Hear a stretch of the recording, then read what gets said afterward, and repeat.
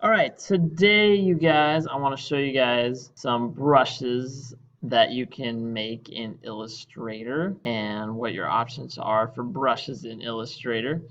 You just want to go into Illustrator, go File, New, and just create a new document. Sometimes over here it'll say points, just change that to inches, and the default is 8.5 by 11. Say OK. We all know that by default we have a brush that looks like this. It's okay, but we want to try and do something more interesting. And so over here is our brushes options, and we can change a few things over here. But what I wanted to show you guys is it doesn't look like there's a lot of options. Actually, if you click here, there's a brushes library. There's a whole bunch of different categories. And so arrows, there's artistic.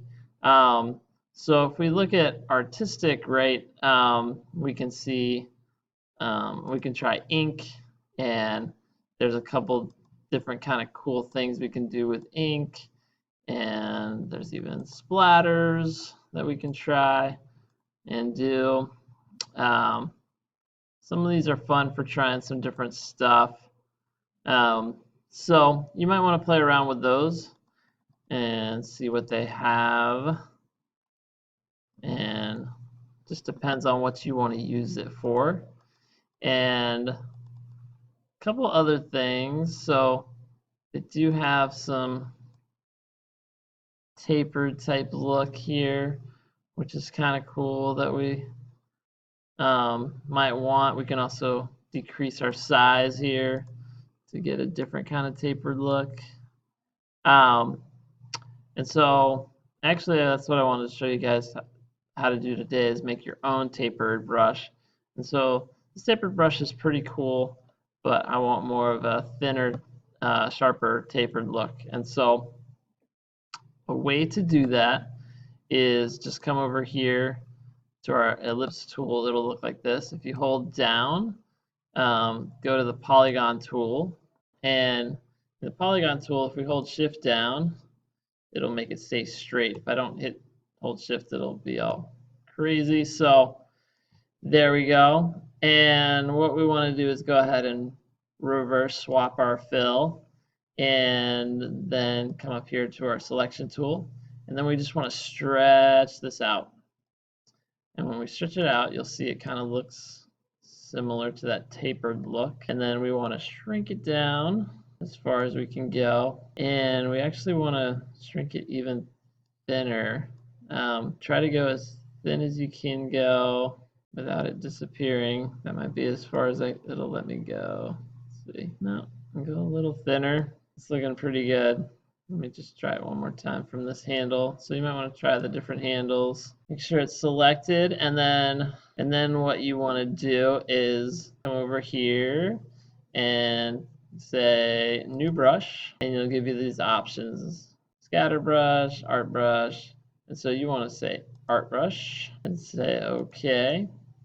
And then what it's done, you can title it art brush 1, or you can say, let's say Nance brush. And what it has done is taken that and it's made it into a brush.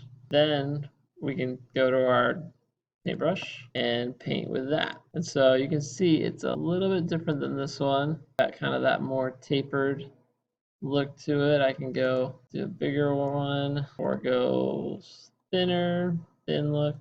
So I'm probably going to go back up to 1 point for it. The other cool thing is that once we kind of have that look, and kind of play around with it, and then if we come in here with our, go ahead and draw an eye here. Okay, kind of rushing through this to show you guys. Draw an eye. Draw an eye. Okay, and then come in here like this. So yeah, these lines are going over, but I'm not too worried about it. But what I can do is come in here a little bit, okay, and clean some of this up. So if I have lines that are going outside of where I want them to be going, what I can do is simply highlight my area, go up here to object, say expand appearance. Then I'm going to right click inside here, and first off, I need to go up to Window, go to my Pathfinder, and then inside here, I want to use my Pathfinder here and click here and say isolate selected group. And then I should be able to just click this area and hit delete. And then click this area, delete this area. And then you guys saw that was inside my line, so I want to hit Control Z. That was not what I was aiming for. There we go. Hit delete, and there you go. And so just something to try out, play around with. And then now if I select it, each of these is a different thing. I can come in here and say, well, I want to move this over, widen the eye a little bit. And then if I wanted to say this line is not right, I can always bring it down. It's now two pieces, so that looks weird, so I'm going to undo. So the cool thing with Illustrator, other than Photoshop, is let's say I didn't like that line, it doesn't look right. I can always delete that line, get rid of it, delete this, come in here, back in here with my paintbrush tool, and in here and finish that up.